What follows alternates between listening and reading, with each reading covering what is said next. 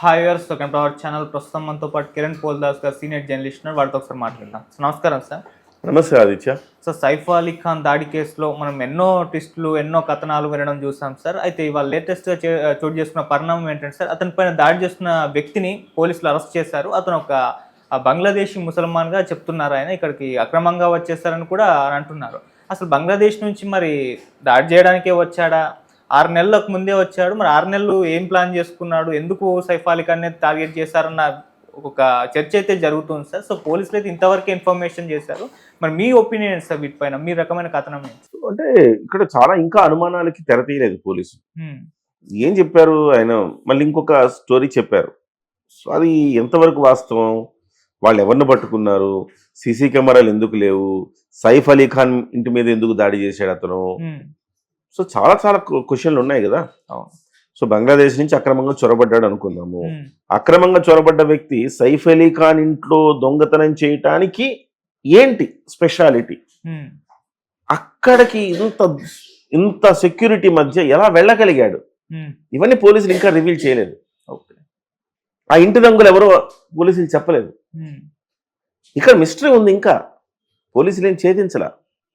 ఇంకొక ఒత్తిడి వస్తూ ఉండేసరికి ఇంకొక స్టోరీ ఏదో కుక్ చేసి చెప్పినట్టుగా అనిపిస్తుంది తప్ప, దీనికి ఇంకొంచెం డ్రామా అద్ది అతను ఎవరో బంగ్లాదేశ్ నుంచి వచ్చాడు అని చెప్పేసి డ్రామా అద్ది చెప్పినట్టుగా ఉందే తప్ప, చెప్పాలి కదా ఈ సెక్యూరిటీని ఎలా దాటుకుపోయాడు, చెప్పారా? లేదు. అతను మోటో ఏంటో తర్వాత చెప్పచ్చు.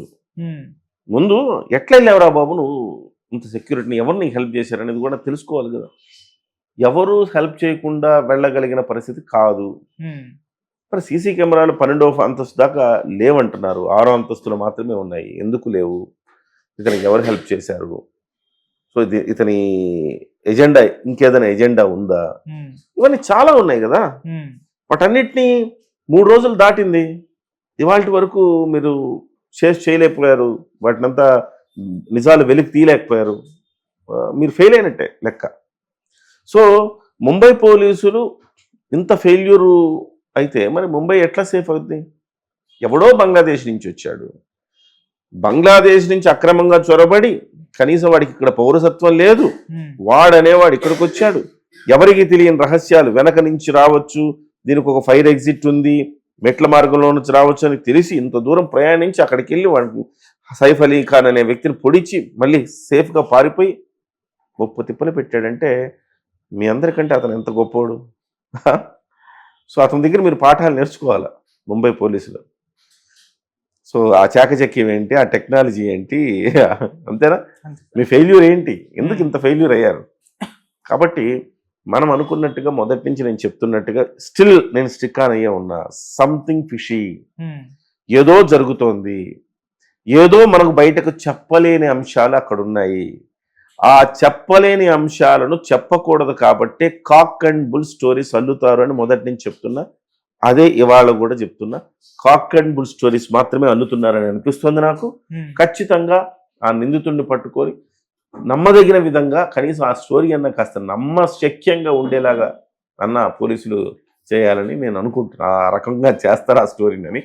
బట్ లోపల ఏదో ఉందండి, కుటుంబ తగాదాలు ఉన్నాయి. మరి వాడిని ఎవరైనా ఇన్స్ట్రుమెంట్గా వాడారా? వాడిని, ఆ బంగ్లాదేశ్ నుంచి వచ్చిన వాడిని ఎవరైనా ఇన్స్ట్రుమెంట్గా వాడారా? వాడి వెనక్కి ఎవరు, కింగ్ పిన్ ఎవరు? సైఫ్ అలీ ఖాన్ ఆస్తుల కోసం వాడారా? సైఫ్ అలీ ఖాన్ పిల్లల్ని కిడ్నాప్ చేయమని చెప్పారా?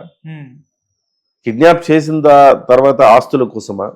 వ్యాపార గొడవల, వృత్తిపరమైన గొడవల, కుటుంబ గొడవల? ఈ గొడవలు ఏవో ఉంటాయి కాబట్టే ఎవడో కింగ్ పిన్ అనేవాడు లేకుండా వాడు అంత సాహసం చేసి అంత పని చేస్తాడు, అంత మర్డర్ అటెంప్ట్ చేస్తాడని నేను అనుకోను.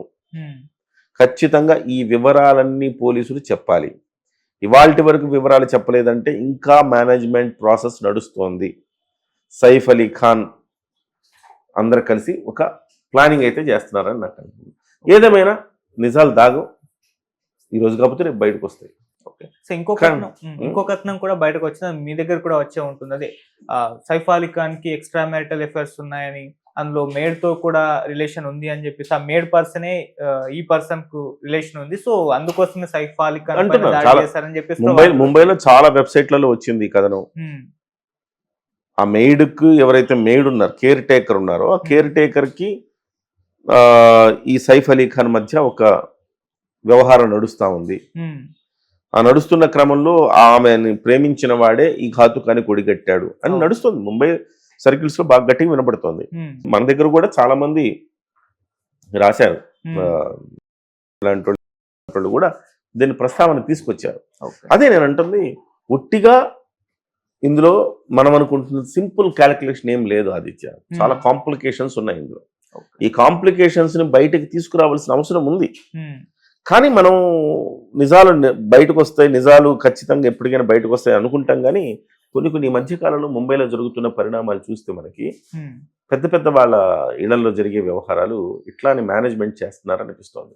సుశాంత్ ఆత్మహత్య చేసుకున్నాడు, దానికి అనేక మంది రీజన్. కానీ ఎవరిని ఒక్కళ్ళు కూడా బయటికి రాకుండా పోలీస్ శాఖ కాపాడింది, అక్కడున్న ప్రభుత్వం కాపాడింది. డబ్బున్నోళ్లకు చట్టం చుట్టమే. సో ఇవాళ ఇతను కూడా 1000 కోట్లు ఉన్నాడు కాబట్టి ఇతను కూడా చట్టం చుట్టమే, అందులో తప్పేం లేదు, అందులో మనం ఆశ్చర్యపోవాల్సిన అవసరం లేదు. కాబట్టి ఇప్పుడు పోలీసులు చెప్పేవన్నీ కూడా స్టోరీలు మాత్రమే, అసలు నిజాలు వేరే ఉన్నాయి. ఆ నిజాలు వెలికి తీసిన రోజు దర్యాప్తు